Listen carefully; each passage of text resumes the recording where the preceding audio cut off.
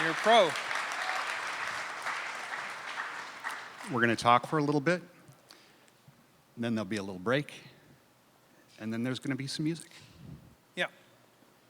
Thank you all for coming. I wanted to start out, we have a funny, researching to prepare for tonight, came up with this weird Venn diagram overlap between the two of us, which I didn't realize. Neither of us knew. No. He started to say it over the phone. He started to say, well, we have these overlaps that in my mind I was going to the places that I thought were just the most obvious, and then he surprised me.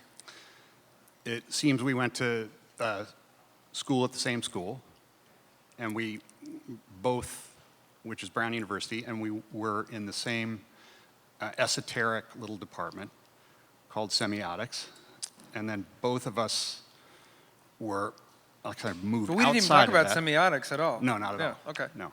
But we were both also closet ethnomusicology people. So did you know Michael Silverman? Yeah, he was my Oh, yeah? advisor. Yeah. He's exciting. Yeah, it's amazing. Yeah. We're finding more places that this Venn diagram overlaps. One guy was telling me about Michael Silverman visiting him in his apartment in New York and looking at the movie listings, poring over the movie listings, trying to see what he was going to go see, because he was a cinema guy. And my friend, and so Michael Silverman listed all the movies he was thinking about going to see. And JJ said, those all sound so bad. And Silverman said, so? Yeah. Yeah. That sounds like Michael. Yeah. Michael was amazing. There are a lot of stories. Michael Silverman was an incredible kind of film theorist, and he made and ruined my life at university, because I snuck into a senior seminar of his on Bresson, and it was such a perfect class. Everything else fell short after that, and it was easy to drop out eventually, because I was just like, why aren't all classes that good? we can thank Michael Silverman. Yeah. That's good. Well, we had another teacher in common, and I think I left a year before you started. So I was there, finished in 86, you started in 87. And there was this ethnomusicology teacher. I studied with a guy named James Ketting, who died in the middle of my work with him. And then the guy who came in to take over from him was Jeff Todd Titan, who was a really interesting ethnomusicologist. Really brought things to a whole different, instead of treating ethnomusicology as this field that was about looking at other cultures, some sort of Western imperialist thing, it was really a whole different thing for him. It was just about people making music and looking at how people make music in a very general way. And I really loved that about him. But you worked with him pretty extensively while you were there, is that right? Yeah, because just got this guy Jeff Todd Titan I had taken, because I don't know, I went to school because that's what my folks wanted me to do, and I didn't understand from moment one why I was there. I think early on I took a country music class just because I thought, if I'm going to be here, I might as well do something I enjoy.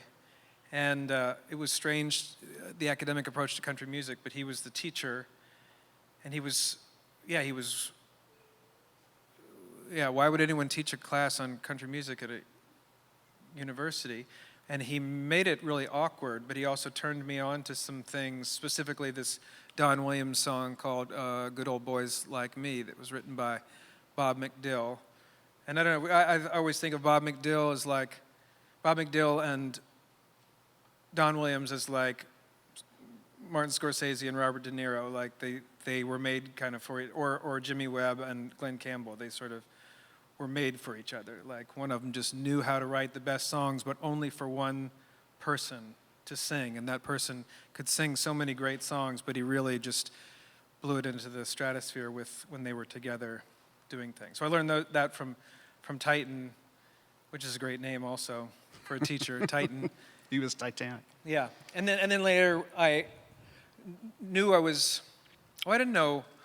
I had made a couple recordings, sent them to Drag City. We began a conversation. They eventually agreed to put out a 7-inch, and then I went into what would have been my junior year because then Drag City said, well, where's the full-length record? And so I started working on it, and then I went to the ethnomusicology department to Titan and said, would you do an independent study, lead me, sponsor my independent study, and I'm just going to write this record, but I can show you where it all comes from and where I hope it's going in a lineage. And he was excited about it, and we just met once a week, and I just played him songs and talked about songs. Can you remember any of what that lineage would have looked like? On that record, There's No One What Will Take Care of You there's things like, there's a song called The Cellar Song. Oh, hi. Thank you. Thanks, Poppy. That's very nice. Yeah.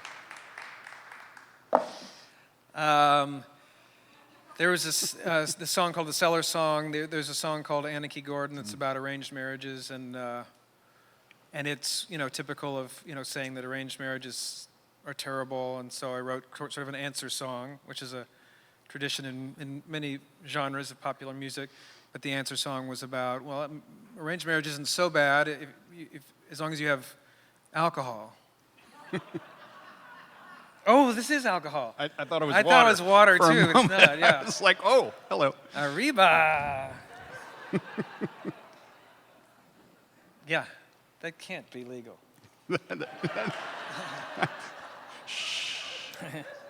So it is water. Yeah. And then there was a song called "King Me" that I was trying to make like a Solomon Burke with a narration, spoken word part in the middle, and just be real sweaty and pornographic without being pornographic. Nice. And there was a song called "Oh Lord, Are You in Need?" That was from going to church, but going to an AME church in Bloomington for a summer. There was a bunch. Every song had something. Yeah. So I want to stick with ethnomusicology for a little while, because that's, well, first of all, it's an ongoing passion of yours. Yeah. I have my friend Nathan Salzberg, who works for the Lomax Archives and is a wonderful guitar player and wonderful fellow. Maybe 12, 15 years ago, he said, oh, the American Folklore Society is having their conference in downtown Louisville, and there's a guy who's presenting on Alistair Roberts and new traditional musics, and you might enjoy it. And I said, of course I would.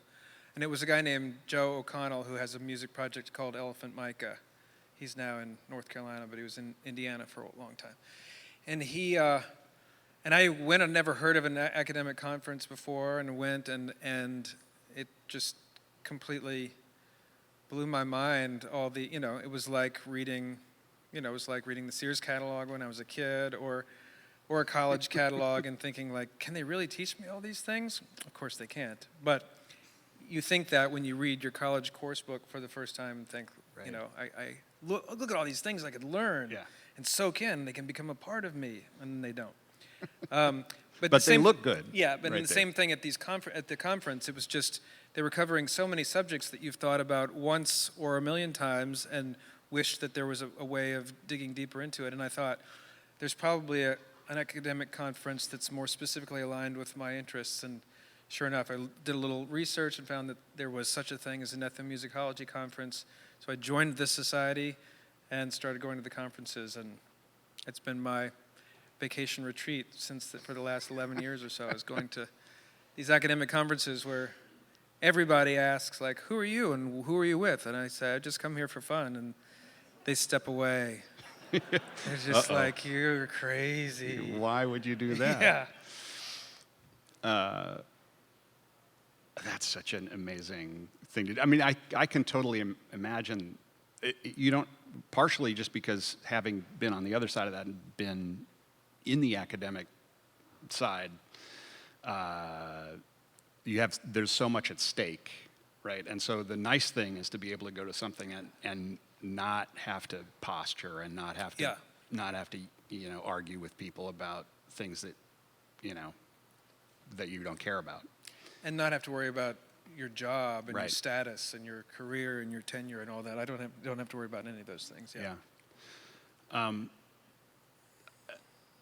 So when I was, before I was studying with Jeff Todd Titan, I was working with a couple of ethnomusicologists at Brown who, both of whom in different classes broke things down for me in a way that I found very problematic for all of us in the class. And basically it came down to saying there's really two kinds of music.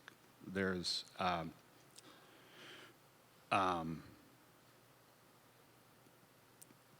within the popular sphere, and that's, let's say, traditional folk or folkloric music on the one hand, and a kind of craft-oriented pop or popular music on the other hand, and that the difference between them was that one is collective, Yeah. collectively composed, and authorless, and the other one is individually crafted and authored. And I kind of heard this the first time they said it, and I thought, wow, what kind of bullshit is that? Yeah. And then I heard it again from somebody else in a totally different class, and I thought, this is really some heavy ideology here about this, but on both sides. That, like, I kind of didn't believe either side of that. There's got to be always some mix of those things. Yeah. And but I thought about that also in terms of just what it means for the idea of writing music. And as a singer-songwriter, I wonder who's also interested in that world of ethnomusicology. Yeah. I kind of wonder what you think of those kinds of generalizations. Well, yeah, generalizations are convenient, I guess. When you were just saying those things, that's those kinds of questions are huge in terms of what draws me to the ethnomusicology conferences, at least. Those kinds of questions, like that's one way, and we wish that everybody agreed that those were things that we could talk about because they're huge and easy and fun to talk about. And unfortunately, most people here probably don't think of music in terms of those. But I like. But it's very convenient. It's easy to talk about it. Talk about like how music is. Like the first kind, I think in conversation I mentioned like the only reason, I find the only reason to claim ownership of music is because I want to make a living at it, and if you claim ownership, then you can collect a royalty on it. But everybody kind of knows that the idea of, we know it because probably most of you are guilty of the crime of using streaming music platforms. And with the justification that like, well, music is free, and I've heard so many people say, of course, music is free, and it is true that music is free, but actually the labor that goes into making it isn't free and needs to be paid for by somebody, and that's why we claim a copyright. For one, that's one way of collecting money on something that we know we don't own, but we also kind of know that we don't. I'm going to take responsibility for this plastic cup, but I don't own it, and I don't own anything that I'm wearing, and I don't own anybody that I know, and I don't, even own my own experiences. But it's very handy to be able to file for ownership and then collect a royalty on it so that you too can pay your rent, or you too can buy a car, or you too can go on vacation.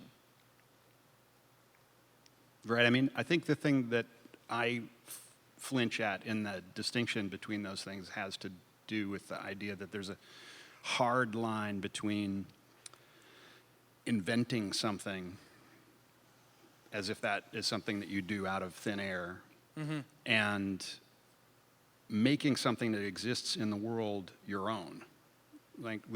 And Jeff Todd Titan wrote a whole book about like the use of blues lyrics as a kind of commonly held property that then gets, once they get turned into records, then people have to put copyright on them in order to be able to capitalize on them. Yeah. But they were a pool of, like, there are a lot of traditions Like in which there's at least, a pool. yeah, like Old English or Scottish ballads, or Yeah, if the child ocean was ballads. whiskey and things like that. Yeah. Yeah, and turning them into your own thing doesn't, that's as much of a kind of act of creativity as supposedly inventing something out of whole cloth. There's, David Allan Coe. So David Allan Coe, you probably know or may not know. He's one of the more mysterious, marvelous, magical, weird, terrible enigmas in popular culture. And there was he's also a compulsive liar. I think to where he doesn't even know the difference between the truth and lies. But I heard this record of his called, it's like Not Standing Too Close. It had a really generic title. It came out in the 90s, I think, and I was like, oh, this is a great new David Allan Coe record. I'll cover this song called In My Mind. Because Brett Eugene Ralph from Louisville said, let's do a split 7-inch where we cover David Allan Coe songs. I said, okay, I'll do In My Mind. It's a beautiful song. And then maybe 5 or 6 years later, I heard Mickey Newberry's, I came to hear the music record, and there's a song on there called If You See Her, and it's the same song with a few lyrics changed. Yeah. And they're both great songs. And I don't know. I think if you sat down on Monday and asked David Allan Coe if he wrote that completely, he would say, yeah, I completely wrote that. I'd never heard the Mickey Newberry song. And I think on Wednesday, if you asked him, he'd say, oh yeah, that was a great tribute to one of the greatest songwriters of all time, Mickey Newberry, who was a good friend of mine. And he would think the same was as equally true on both days. But I think they're also equally true. And,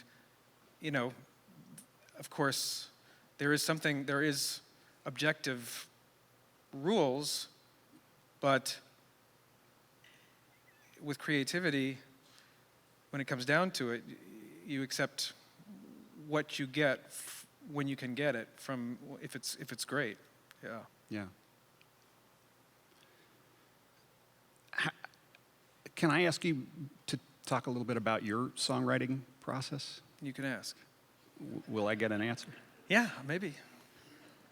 Just generally, how does it, or if there is a general way of talking about it, how does that process work for you in terms of, like, does it project by project? Yeah. So it's a matter of kind of knowing what area you want to get into, and then that dictates something about the way that you're going to do it? Yeah, there was after making a bunch of records since, for a while, since the early 90s, and then with the onset of the internet and beginning with streaming and things like that, that sort of ended a certain kind of process of writing songs where it started, there was kind of a process that seemed to happen organically on an almost annual basis, where a group of songs would come up and then they would get filtered and edited, and then I would go somewhere far away and shape them finally. And but then when it was obvious that we had access to far more music than we deserve, it seemed like, well, what's the point of adding more to this mess? And so then I started covering music a lot of making records that were songs of other people. And then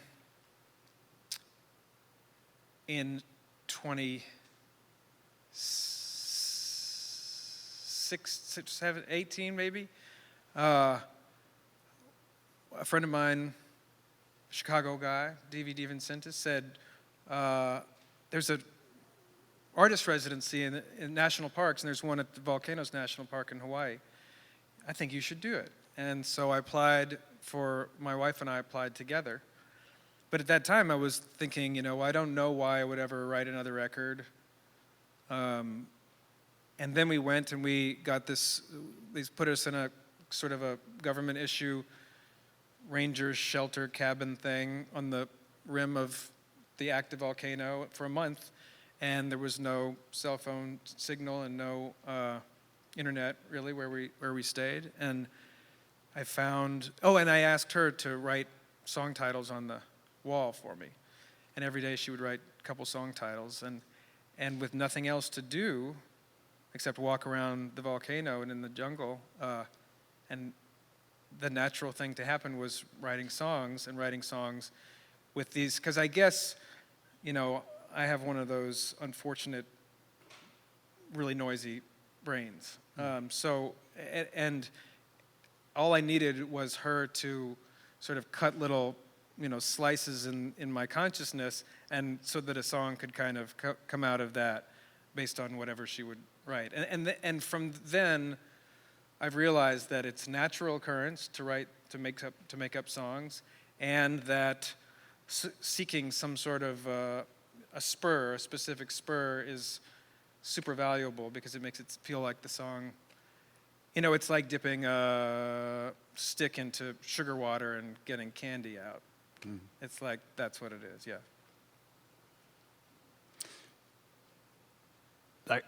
I read that you had an amazing kind of life-altering experience in Hawaii that time. We did. With a message that came through the ether. So that president, before this president, had just been elected, and we knew that was trouble, but we didn't yet know what kind of trouble it would be, but had suspicions, of things that it could be. And maybe about 2 weeks into being there on the big island of Hawaii, on the volcano, these intermittent texts could come through. It wasn't like I couldn't have a conversation with you reliably. It might take an hour and a half. By that point, the movie would have started, and we would have missed it. But you could just woke up in the morning, and sometimes there would be a text that came through in the middle of the night. And there was one that came through at 8 in the morning from the government that said that ballistic missiles were inbound. It's not a drill. Take necessary precautions. And it was the weekend. I think the government had shut down national parks, so there was not really a staffed park where we were living. We didn't have signals. We couldn't call anybody and say what's going on. We just knew that probably somebody had provoked somebody else, and this was very likely to be, our last 4 or 5 hours potentially on Earth, or definitely on a planet that we recognized. So we did what anybody else would do. I had my phone on one side of the room, and my wife had her phone on the other side of the room. We looked at each other, and we were like, coffee? THC blueberries? Well, the THC blueberries then arrived, and it was wonderful because, we had some THC blueberries, and then it had been my birthday a couple days before, and Dan Koretsky from Drag City was there, and we'd met this guy named Wendell Ng, who was part of the Honolulu psychedelic scene in the early 1970s, and he was now a high school music teacher in Hilo. And and I think I met him because there's a guy named Dave Rowe, who's a bass player in Nashville, who's played on a bunch of Bonnie Prince Billy records now, but he's an incredible singer and a great bass player. He was married for a while to Jerry Reed's daughter. And Jerry Reed, the first professional film acting job I got was in a movie directed by Jerry Reed. And then I played a show at the Millennium Park here, I think, a Shel Silverstein. No, there was some time when I played with Dave Rowe's son. So I played with Jerry Reed, his son-in-law, and then his grandson.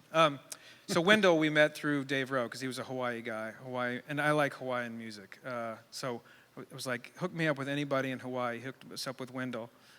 And that day, Dan brought over some weed that Wendell had given him. because Wendell had just gotten like a license to grow, I guess. You could get five plants. And he gave Dan some weed for me for my birthday.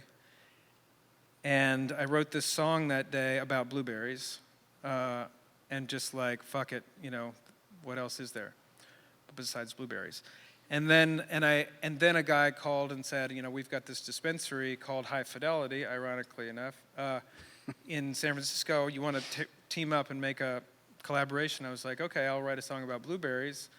And then I smoked some of Wendell's weed, and it was so good. And I called him, and I was like, Wendell, I need to know what this strain was. It's really important. Tell me. And he said it was blueberry. Yeah, which was nice. It's all coming together. It's all coming together. Yeah. But you got word eventually that Then 45 minutes later, they BMs said are it not actually was a coming. drill. 45 minutes later, yeah. But Yeah. so it was 40 minutes of facing that kind of eternity. Yeah. So how did the songs that you were working on feel after that experience? Those songs, it was a lot of fun, I think. I think that it was a weird new responsibility to realize that I truly enjoyed making up songs, and then to wonder why would I then punish myself and or the songs by releasing them into the climate that we have for music, which is a challenging and just really, just kind of a gross, brutal, unpleasant climate for releasing songs. So it took a while. I realized every day I worked on them. So that I eventually it was like, well, now what do I do? Well, I'll introduce the songs to some other people. Well, now what do we do? Well, maybe we should record some of them. And then now what do we do? Well, let's just go ahead and mix it. Oh, now what do we do? I guess we should put it out. But it was all with a degree of reluctance. Yeah. And then we put it out, and then I think the pandemic hit right then, yeah. Do you see a solution for the dilemma of that proliferation of availability and I like the idea, I like the idea of potentially a real ghettoization of streaming services potentially, and not, it's strange how everybody, including people that you think of as people with a degree of morality or discipline or discernment, also go to the streaming services because they're just like Walmart, and they're just, the same kind of places that they would have, people stay away from or feel like there's a conscience when it comes to shopping at these places. And yet with some of these streaming services, it's just like, no, it's so wonderful. And actually the algorithms really work sometimes. It's just like, yeah, you can also buy underwear at Walmart if you want to. You can do it, and they'll fit you, and they'll be comfortable, and they'll hold your package in all day long. And I don't really have a complaint with, the product necessarily, or some of the people who put them on the shelves, but it's not how you want, it's not who should be giving you, it's not how you should be taking your music in. Like the music is like, like you're not supposed to let a vampire in your house, because once you do that, your entire reality is wrecked. Or if it's a cool vampire, it's improved vastly, most likely. And music is sort of like that. You bring it in, you open the door, and everything that comes in with it. And if you let it in and it's got this kind of weird, harsh baggage with it, it's not going to serve you the way music that doesn't come with that crappy baggage. So I like the idea of potentially some people saying, well, I don't listen to my music here, I get this music here, and that allows for everybody's involved with creating and disseminating music to then focus also on making each platform stronger and more appropriate, because context, right? Like, back to the ethnomusicology, it's like music has context, and you destroy, for me, that's one of the hugest values of music is its context. It's how you heard it, where you heard it, did you spend money on it, did you not spend money on it, how many times have you heard it, how has it changed over, and but again, where, and not always from the same place, not always from the same place, and not given to you by something that doesn't necessarily have your best, no, they don't have your best interest at heart at all. And when they create the algorithms, they don't have your best interest at heart at all, but you have your best interest at heart. So if you are out there discovering music, I just don't understand, why people go there, like my favorite music comes from a weird college class or an elevator or, a girl that I meet in Italy, who's just like, what are these 3 records? I never heard of them, Yeah. And if it's all just like, well, where'd you hear that song? Algorithm. Yeah. Al told me about it. Al told me about it. Yeah, it's funny, just to go back to the context in which we both, arose into ethnomusicology, let's say, and also, the semiotics world at that moment was really fixated on notions of decontextualization and postmodernism and eclecticism and everything, and in some ways having one foot in either of those worlds at that time was really, I always felt like it was like being involved in one of the oldest fashioned kinds of approaches to study, like basic coming straight out of anthropology on the one side, and then this kind of really throw all of that away attitude that the semiotics department had, which was really very much about complete experimentation without any rootedness. Right. And there's an interesting place somewhere in between those where you can be interested in a lot of different kinds of things, but you can be also sensitive to where they come from and the politics of how they're produced and disseminated and all of that kind of stuff. And it's not either or. So like becoming interested in lots of different kinds of music doesn't mean you have to throw away your ethics. No. I think that's something that it's faced by musicians a lot when they're faced with that. If their career goes a certain direction and they're faced with the opportunity to sign with a major label. Yeah. And again, that was like a big thing in that period. We saw, Husker Du and all sorts of folks, and a lot of jazz folks do make that same move, suddenly signing with RCA, and then RCA sells 500 of their records when they think they're going to sell 50,000, and they're not on that label for very long. Yeah. And then all the relationships they have with the independent labels that they worked with are screwed. Right. It's interesting because you've lived very true to that ethic of continuing to be loyal to Drag City here in Chicago. Well, when you were talking about the those two approaches of popular versus whatever folk music, I think of music. I've been trying to think like, well, what kind of music do I like? And I think a convenient label that I've come up with recently is like, music by musicians with managers and music by musicians without managers. And I like music by musicians without managers.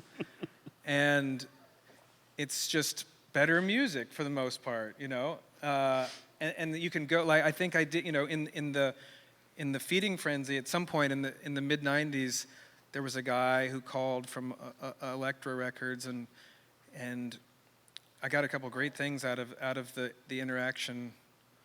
One was I went to Los Angeles and met him, and he took me to Tower, and he's like, anything you want. So I got one of the most ridiculous things I'd ever seen, which was a CD by a strange child with a Madras shirt on and a bindi on his head, holding a mandolin, and it was the U Srinivas. Oh my God. Yeah, and I was just like, It's this is the dumbest looking record I've ever seen, and I'm going to spend Elektra's money on it.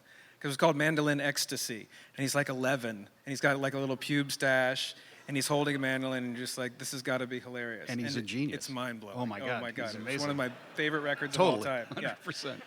But then, I was like, okay, you've shown me these things, you told me these things, like, why would you want to work with me? And like, could we sell more records? And he's like, no. He was like, I don't know if we could sell more records. I was like, well, what's the benefit? Like, would I make more money? I can't say that, and it's just, it just seemed like such a waste of time and effort Yeah. to do that when everything is, everything has problems, but it's not a hard decision ultimately, is what I'm trying to say. It seems like, and managed music is when it's like, oh, I think that doing this will be better, and they have everything that's better about it is shitty things that are so temporary and worthless and don't provide inspiration and will probably prove that you won't be making music in 8 years because it's impossible. Yeah. And they don't come from the music.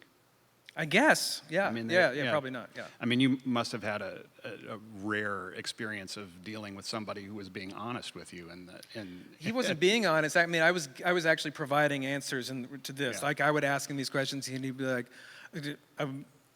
yeah, that was his Nice. answer, yeah. well, then he was flummoxed, which Megadeth, that's what he'd signed, I think, Megadeth, yeah. well is Yeah. logical to Oh, sign but you. Then that's his good. assistant took me to see some belly dancing in Los Angeles that was also so great. That was very exciting. That was the Yusra Navas and the belly dancing live experience were the two things that were wonderful that came out of that. You got to get what you Oh can. my gosh. Yeah, and then I started to come to Chicago and look for belly dancing because there were at that time, and there may still be, a few belly dancing houses here, but they were not as exciting as the Los Angeles belly dancing houses. Yeah. But but also that's a way of experiencing music that I'd never had before, which is a full music experience and a strange kind of eroticism. But yeah, throwing money, just like what soon became a trope in hip hop music. Sure. But it's They been a got it from thing- belly dance, is what I'm trying to say. I think they got it from Yeah, African music. maybe, yeah. Well, belly dancing is Spraying. African music. That's true. Yeah. Yeah. Going back to the ethnomusicology conferences, Yeah. are there things that you learn about in those contexts that you can concretely say you bring into things that you do? Like, are you turned on to music that shows up in some way or another in your music? I'm definitely turned on to music, and that's how I mean, when people would say, "Why are you here? What's your mission?" And I would say, I just think of it as advanced record shopping. but record shopping is, that remains to some extent an intense lifeline to so much. I mean, that so much of my life has been formulated through experiences I had through records that you have to teach yourself how to find. And when I started going to ethnomusicology conferences was when record stores were on they were at their nadir in the last 50 years. Downward spiral. They were gone for the most part. And then since then we've had this re-rise, and at that point there was beginning to be these cool little, very tiny curated record shops in different cities. And now it's grown into a kind of a healthy environment. But at that time, it was like, I need something. I need to find music, but I also want to hear these people talk about everything. Like talk about, where an instrument came from, but who plays it, what age they are, what gender they are, the community that they play it for, at what times of day they play it. And just hearing people talk about all those things. Because, I think about all these things all the time. And I marvel all the time at why we tour and play shows at night when oftentimes I find that I make my best connections to music in the morning. In the daytime. Yeah. So why don't we tour in the morning? I don't know. Why don't people want to listen to music in the morning? Pay to. I mean, of course, there's work, but what if we did 6 a.m. shows before work? It's a good idea. And why? And of course, it's a silly question, but it's a great question. Why? It's because the venues that are merciful enough to house music, they need to actually make money as well, so they have to sell alcohol. Right. But you think like, well, what if I don't want to necessarily play to an ever-increasing, brain-dead audience? What if we want to play for 3 hours? Does that mean we just have to accept the fact that people will be, wobbling and puking at the end of the show? Right. Instead of just enjoying the music? Yeah. Yeah. So I didn't, it's, so many different, I mean, I remember one, there was a conference in New Orleans a few years ago, and there's going to be sort of a repeat if anybody's into this kind of thing, where it's ethnomusicology, musicology, and music theory this time. So a triple header conference. But at the first one, at a musicology lecture, there was a presenter talking about his research, and he was researching cricket cages used in the 1800s in Japan, like before radio. Like, you put it in your living room, and you listen to the cricket. Yeah. Yeah. Yeah. I mean, that's what I do. Like, yeah. It's so cool. That's amazing. Yeah. I did not see. And see, now then I have to go to ethnomusicology conferences. Right. I don't know, I'm still going to work towards trying to be that cricket. Yeah. Morning cricket. The morning cricket. And just to it's what, because what you're not trying to impose upon somebody's brainwaves or somebody's emotional landscape. You're trying to work with it or take it. So a cricket is obviously not like, they didn't do market research or anything like that. The crickets didn't sit among themselves as a focus group and be like, chirp, chirp, chirp, chirp, chirp, chirp, chirp, chirp, chirp. No, they just did it. And we all have these receptive brains that are in need of connection, like I have this constant craving and constant hunger for connection. And you just put the needle down, and is it there? Is it there? But you can find it if it's even a tiny bit there. I like that just as we started talking about crickets, my phone made a cricket noise. What does that mean? I think it means we're ready to call it a close. Okay. Yeah. Yeah. Thanks. This Thanks. was fun. Yeah.